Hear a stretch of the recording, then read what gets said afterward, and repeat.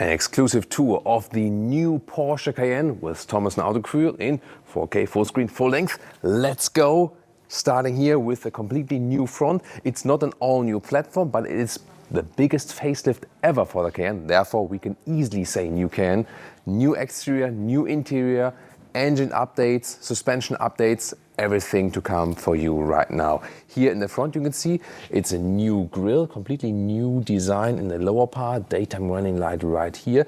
Matrix LED is standard, or here the optional HD Matrix LED for even more high beam performance, saving out different spots that the other cars are not being blinded, but you have the best sight. And also, for example, a lighting carpet is possible on the lane on the Autobahn. It also receives here a completely new hood. This color here is Arctic Grey, and this, when you take a look at the side profile, is the Cayenne Coupé. So both, of course, again available, the Coupé with this falling roofline in the rear, or the classic SUV shape. We'll show you both in detail indeed. 20-inch wheels are new from standard, but these ones here are the optional 22-inch. So this is then the span 20 to 22-inch.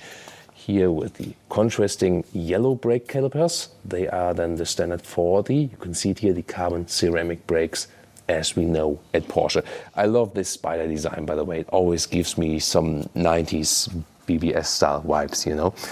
Here we also see that we have the black accentuations around the windows. You can also get chrome ones. It depends then on the design package. We also soon have the Turbo GT for you, the top trim. This one here is the base Cayenne. There's a new vehicle also, the Montego blue. Very beautiful petrol blue-alike color. And in direct sunlight, it would also be a little bit brighter than it is here than in the studio. Also the base Cayenne, you can see here with the new front. Overall, a cleaner design and also stressing the width of the vehicle. For the side wheel arches, also new parts here overall, either the contrasting black or here painted in vehicle color. You can go for this option. And if you don't have the sport design package, then you can see you have the black contrasting here, but you can also get it in the vehicle color. The length remains at 4.92 meters or 194 inches, no changes there. But basically just this middle area, like the doors and so on, is the only part that has remained the same. There are also changes, for example, for the rear. As for the technology, rear axle steering has been optimized. It turns 3 degrees in the opposite direction than the front wheels. As for the rear design, new light strip going all the way across, and it's also three-dimensional indeed. And also the Porsche lettering on the inside is three-dimensional. You can touch that. That looks and feels so much more premium. Really a great update visually, and also what you can touch or maybe then show off to your friends. Maybe Porsche insiders from you will have noticed also the Cayenne SUV has now the number plate in the lower part, so it moved down. So basically the lower part looks identical to the Cayenne Coupé right now. Very interesting indeed. And here we have this diffuser style in the lower part. All vehicles we have here today have the sports exhaust, and you have these dual pipes right here. Other than that, there would be like a mono pipe, at least the outer tip in the base version. Of course, it also differs from engine to engine. We're soon going to talk about the new engine lineup. And we have more vehicles here for you today. I love to show this variation. We had 2x 22-inch wheels. These here are 21-inch wheels in an aero styling, because this is also the hybrid model, the e-hybrid. Also with upgraded battery, 26 kilowatt hours now net, so higher capacity and also more pure electric range. Porsche says up to 90 kilometers, but maybe a realistic real-world range would be something 60 kilometers, 40 miles, maybe a little bit more.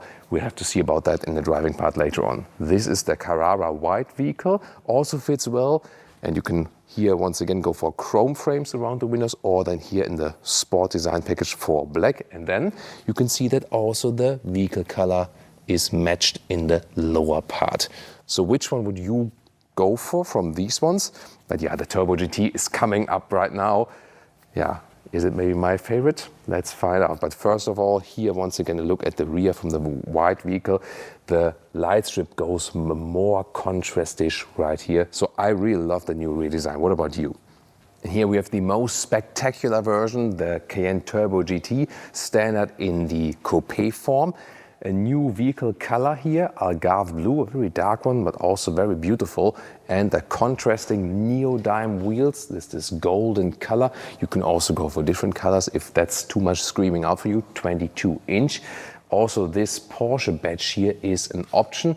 But I think in this case here, it fits very, very well. It also has parts of the sports lightweight package with carbon fiber roof and also carbon fiber caps here for the side mirrors.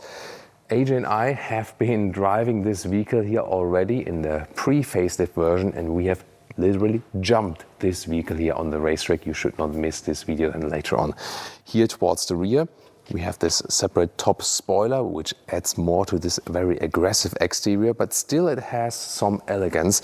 And in the facelift, also the light strip here around stresses the width of the vehicle and makes it even cooler in the looks. In the lower part, we have the titanium exhaust and this blue inside titanium color. It literally almost glows when it's getting hot. That's also pretty cool. Yeah, I think the facelift also works very well for the top version here, taking on the Lamborghini Urus, for example, with an acceleration figure here of 3.3 seconds to 1 kilometers an hour or 62 miles an hour. But what engine is doing that? Here we have the 4-liter V8 biturbo, now at 659 horsepower. Yeah. It is, of course, also the most expensive model in the lineup, so sales will be relatively limited, but overall Cayenne sales, still 1/3 of all Porsche sales are Porsche Cayenne. Mainly, of course, with the normal engines. So below the Turbo GT, there will be 2 very strong hybrids coming up, and probably once again a GTS version. Already confirmed is the Cayenne S will receive the V8 in an evolutionary standpoint, and that also is making it available for the European market. The Turbo GT will not be available in the EU anymore, but then again, well, the Cayenne S at least gets the V8 now with 474 horsepower, 4.7 seconds in the acceleration figure. All engines actually will receive power upgrades. The base Cayenne 3-liter V6 with 353 horsepower and 5.7 seconds in the acceleration figure, so only a second slower than the Cayenne S. For most cases, this will be fine. It will still be the best seller. And based on that 3-liter V6, is also the one for the hybrid, here with 470 horsepower and 4.9 seconds in the acceleration figure, so very close to the Cayenne S. And told you about the battery upgrade, 26 kilowatt hours net. You can also recharge it quicker with 11 kilowatt AC onboard charger, then about 2 hours and 18 for the best charging possibility, quickest one. Now the interior coming up, starting again with the Turbo GT. First of all, door closing sound. Really solid, love that, but there's also a soft close available. Ooh, magic. Then inside of the doors, here in the Turbo GT, also probably in the GTS trim again, with the microfiber racetex called at Porsche. Horizontal stress everywhere design-wise, also the door handle in racetex, and also here at the dashboard, new styling at the side. Then with the new interior, you also get this curved-like screen as seen in the Porsche Taycan. And you have the steering wheel from the Porsche 911, here once again with racetex and 12 o'clock marking. But you can also get these racetex accentuations or the elements in other Porsche Cayenne models, not only in the Turbo GT. Here also for the seat in the middle, and this is the sportiest and at the same time also most comfortable setup and also most breathable, together with the retro style fabric in the sports lightweight package. That would be the other alternative to go for. So this is then my favorite interior, and the steering wheel just has the greatest grip also in this this microfiber style. And by the way, if you use like slightly wet microfiber towel, you can always refresh that if that would look greasy or something. It's more durable than people think. Yeah, really cool seating position, command driving, good side support. You can literally drive this one on the racetrack, no problem at all. And headroom with 189 or 6'2", that stays the same. A lot of headroom is left. Seat form comparison, by the way, this is the sport seat with integrated head restraint. In the Turbo GT, we've seen it also with the racetex on the inside. In this case here, the 18 ways. In the Turbo GT, it was 8 ways, because this is here 18, then the option. and this is here the comfort seat. In this case then with the 14 ways adjustment. Which one is more comfortable? It depends what you like better. The sport seat cages you in a little bit more, gives you more support, whereas the comfort seat here gives you a little bit more room. But I think the crucial thing is more when you have the sport seat with the racetex, the surface is softer and adapts more to the body, whereas the slick surface rather is stiffer. And that is to me a more crucial difference than between sport seat and comfort seat. So I would indeed then still, after testing all three, go for the racetex sport seat. All new interior of the Cayenne, consisting of 12.6-inch digital instruments, middle part 12.3-inch infotainment system, and optional passenger screen 10.9-inch. And I can't see it from my angle, from my driver's perspective, or just really dark. There's a special foil on it that the driver is not distracted. And Porsche overall calls this now Porsche Driver Experience. Yeah, but it is indeed a mix of Taycan, some old Cayenne style still, and the 911 steering wheel, so best of Porsche, so to speak, this interior. Why did they do this extensive rework? This is supposed to hold until 2030 actually. Wow. Still a classic user interface at the steering wheel here, for example, for the drive mode selector. I really like to have that one. So easy to pick the driving modes while driving. Left side volume jog, right side you can control what you see in these new digital instruments. Partially the steering wheel does block the instruments. That's a problem with the 911 and the Taycan as well. You can have the map in the middle part from the car internal GPS, or map all over the place, or full screen set, and then here the front view camera. You can also change what you want to see left and right. There's a reduced view, for example. And you can also change the styles for the head-up display. Limited, this retro style, or more analog style, I love that. Or here, this with the speed limit. Do we need it in a Porsche? Ah yeah, here we do. One thing I'm undecided about is this brown shaver design shifting lever now behind the steering wheel. Drive mode, reverse. It works. It's also small, nicely integrated, has a great feedback. Also this metal knurling here. But would you prefer a real shifting stick in the middle console? Sorry, I forgot to shave today. The panoramic roof, you can always get that optional.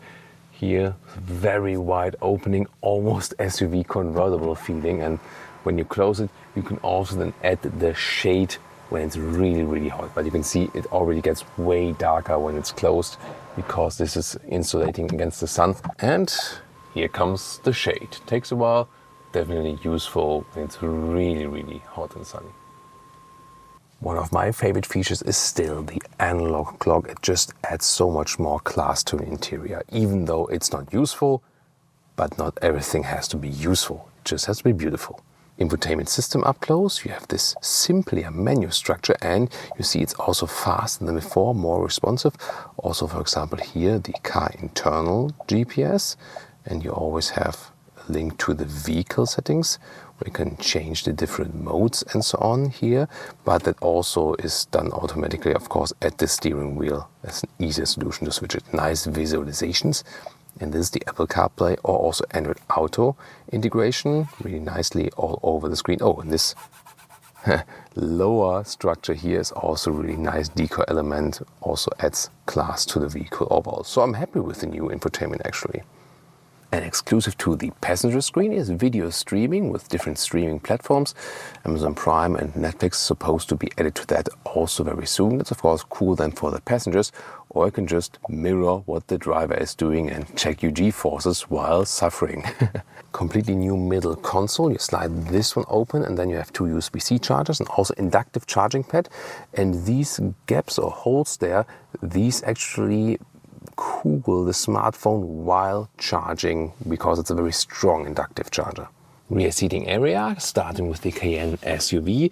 Here you can move the rear bench 1/3, 2/3 split to make a longer trunk, or then more or less legroom. And you have a lot of legroom indeed in the back position here, even if tall people are sitting in the front. Headroom, it really differs on panoramic roof and also SUV or Coupé. Here with the panoramic roof to the middle, it's easy, but to the sides, it getting close at 189 or 6'2". The Coupé roofline also falls back, but I would say you can compare the headroom in the Cayenne Coupé versus the SUV with panoramic roof. Most headroom then when you have the SUV and no panoramic roof. But overall, it's a very comfortable seating position here in the rear. It also accounts here for the middle seat. The outer seats is of course always better, but for a middle seat in the vehicle, it is still very well to sit on, just a little bit stiff than from the bolstering, but the space you have is actually quite good. Here in the rear, this is how it looks like when you have the racetex and also the Cayenne Coupé. So the middle part then, standard, you have this split and then you have two individual seats, but you can also get a through bench for the Cayenne Coupé. But also the rear passengers will profit from this racetex comfort. Can I sit in the rear of the Cayenne Coupé? Well, headroom wise, you see it does fit. It's getting close because the roofline is falling a little bit, but it still works. And the reason for that is that the rear bench is lower just a little bit. That reduces the comfort also a little bit, so a little bit more comfort and headroom in the normal Cayenne, but it's still absolutely fine. You just cannot move the rear bench. That function is also removed in the Coupé version. And the trunk, very well usable here, 1.40 meters in length and even a little bit more in width. This is here the SUV trunk. You can see you're a little bit more flexible here in the height. Let's compare it to the Coupé. But I have to say, it doesn't make the biggest difference here in the Coupé in the rear. It's more really about the styling. So the disadvantages as for the rear bench and the trunk is not too big. Really, what would you prefer, SUV or Coupé? And what's happening in the hybrid? There you lose a little bit of height. You can see this small step right here, but you can still live with that. So tell me, which Cayenne would you pick? My spec for today would be, I think, yeah, definitely a Thomas Blue exterior color. For example, a new Montego blue or maybe a brighter blue color. Engine, 3-liter V6 base engine is totally sufficient, is already quick enough, especially since the power upgrade here with the facelift and interior sports seats with racetex. Well, and then in 2025 we present to you the EV Cayenne, the all-electric on the new platform. Will be available for purchase in 2026, and then for 4 years the electric model and the combustion engine model, we have the lineup here today, they will run on a parallel basis. Very interesting strategy. The same will also happen to the Macan. If you want to see AJ and me launching the Turbo GT on the racetrack, check out this video or maybe check out the recent Macan facelift.